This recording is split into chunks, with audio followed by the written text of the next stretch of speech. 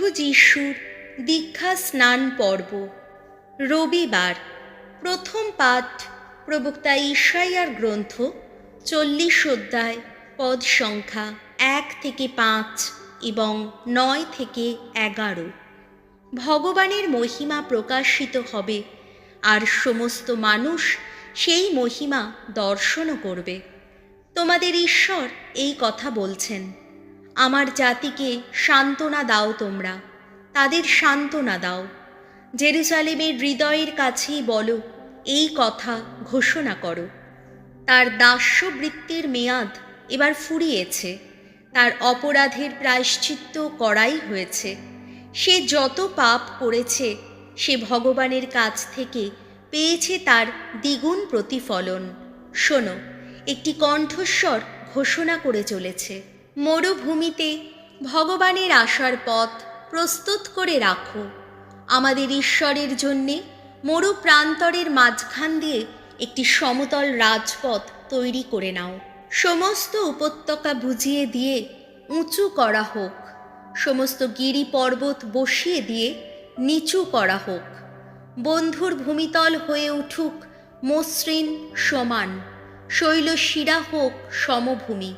তখনই তো প্রকাশিত হবে ভগবানের মহিমা, আর সমস্ত মানুষ একই সঙ্গে সেই মহিমা দর্শনও করবে। ভগবান নিজেই কথা বলেছেন। যাও, তুমি সিয়ন নগরীর কাছে মঙ্গল বার্তার দূত, এক উঁচু পাহাড়ে গিয়ে ওঠো।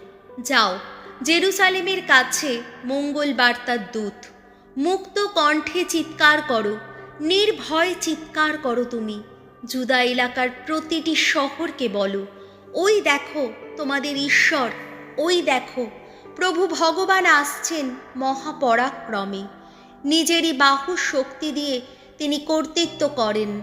ওই দেখো তিনি সঙ্গে নিয়ে আসছেন তার শ্রমের ফসল। তার সামনে দেখা যাচ্ছে তার কাজের পুরস্কার। মেষপালকের মতো তিনি নিজের পাল চড়িয়ে বেড়ান। তিনি দু হাতে মেষ শাবকদের জড়িয়ে ধরেন, বুকের কাছে রেখে তাদের বয়ে নিয়ে যান। যত দুগ্ধবতী মেষিকাকে কত ধীর শান্তভাবে চালিত করেন তিনি। প্রভুর বাণী। শ্যাম সঙ্গীত ধুয়ো। প্রাণ আমার ভগবানের স্তুতি গান করো। ওগো ভগবান ঈশ্বর আমার, কত মহিয়ান তুমি, গৌরবে গরিমায় বিভূষিত তুমি, জ্যোতির্বসনে সজ্জিত তুমি। নভমণ্ডলকে বিস্তৃত করেছ তুমি চাঁদোয়ার মতো। ধুয়ো। প্রাণ আমার ভগবানের স্তুতি গান করো। ঊর্ধ্বে জলরাশির ওপর নির্মাণ করেছ তুমি আপন উন্নত ভবন। মেঘের রথেই তুমি করো আনাগোনা, বায়ুর পাখায় তুমি করো সঞ্চরণ। বাতাসকে দূত করে তুমি তো পাঠাও দিকে দিকে। বিদ্যুৎ শিখাকে তুমি তো করে তোলো নিজের সেবক। ধুয়ো। প্রাণ আমার ভগবানের স্তুতি গান করো। ওগো ভগবান, কি বিচিত্র কর্মকীর্তি তোমার! সবই করেছ তুমি পরম প্রজ্ঞায়। যত কিছু তোমার সৃজিত, পূর্ণ তাতে নিখিল ধরণী। ওই যে সাগর চতুর্দিকে পরিব্যাপ্ত, কত সুবিপুল, ঝাঁকে ঝাঁকে অগণিত কত কি যে রয়েছে ওখানে, ছোট বড় কতই না প্রাণী। ধুয়ো। প্রাণ আমার ভগবানের স্তুতি গান করো। আশা করে বসে আছে সর্বপ্রাণী কুল, দেবার সময় এলে দেবে তুমি তাদের আহার। তুমি তা দিয়েই থাকো, তুলে আনে তারা। হাত খোলো তুমি, আশ মিটিয়ে খেতে পায় তারা। ধুয়ো। প্রাণ আমার ভগবানের স্তুতি গান করো।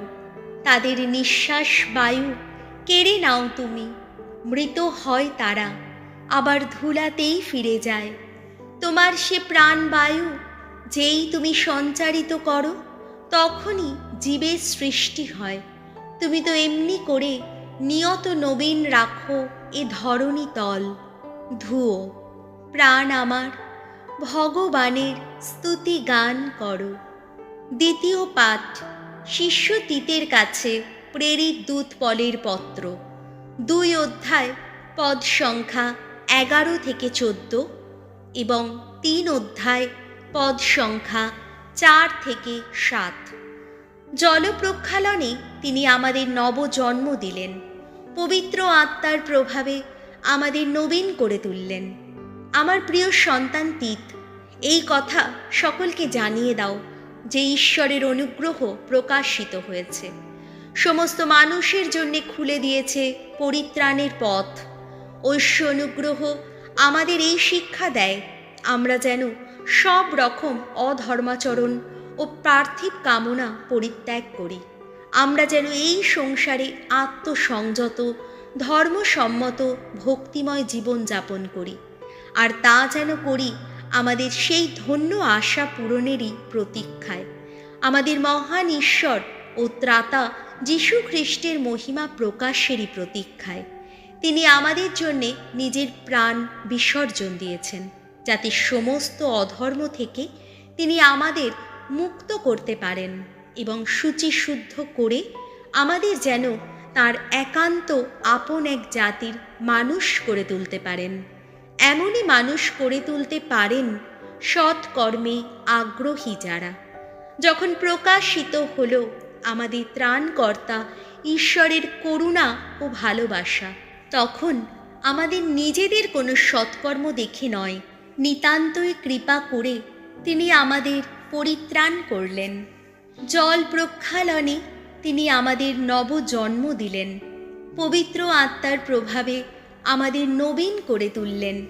এই পবিত্র আত্মাকে তিনি অপর্যাপ্ত ধারায় আমাদের ওপর নামিয়ে এনেছেন, আর তা করেছেন আমাদের ত্রাণকর্তা যীশু খ্রিস্টেরই মাধ্যমে, যাতে খ্রিস্টেরই অনুগ্রহে আমরা অন্তরে ধার্মিকতা ফিরে পেতে পারি, আর তাতে যেন স্থায়ীভাবে শাশ্বত জীবনের অধিকারী হবার আশা নিয়েই থাকতে পারি।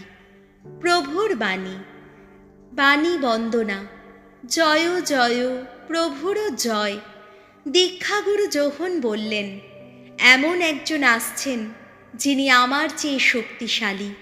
তিনি পবিত্র আত্মা ও অগ্নিতেই অবগাহন করিয়ে তোমাদের দীক্ষা স্নাত করবেন। জয় জয় প্রভুর জয়। লুক রচিত মঙ্গল সমাচার, 3 অধ্যায়, পদ সংখ্যা 15 থেকে 16 এবং 21 থেকে 22। দীক্ষা স্নাত হওয়ার পর যিশু প্রার্থনা করছেন, এমন সময় স্বর্গলোক উন্মুক্ত হল। যে লোকেরা যোহনের হাতে দীক্ষা স্নাত হবার জন্য এসেছিল তারা প্রতীক্ষায় উন্মুখ ছিল।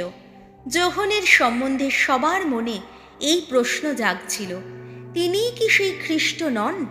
তাই যোহন এই প্রশ্নের উত্তরে সকলকেই বললেন, আমি তো জল দিয়েই তোমাদের দীক্ষা স্নাত করি, কিন্তু এমন একজন আসছেন যিনি আমার চেয়ে শক্তিশালী। আমি যে তার জুতোর বাঁধন খুলে দেব সে যোগ্যতাও আমার নেই। তিনি কিন্তু পবিত্র আত্মা ও অগ্নিতেই অবগাহন করিয়ে তোমাদের দীক্ষা স্নাত করবেন। একদিন উপস্থিত সকলে দীক্ষা স্নাত হয়েছে, আর যিশু নিজে দীক্ষা স্নাত হওয়ার পর প্রার্থনা করছেন। এমন সময় স্বর্গলোক উন্মুক্ত হল এবং পবিত্র আত্মা শারীরিক রূপ নিয়ে এক কপোতের মতোই তাঁর উপর নেমে এলেন। তখন স্বর্গ থেকে কার যেন কণ্ঠস্বর ধ্বনিত হল, তুমি আমার পুত্র, আমার একান্ত প্রিয়জন, তুমি আমার পরম প্রীতিভাজন। প্রভু যিশুর মঙ্গল সমাচার।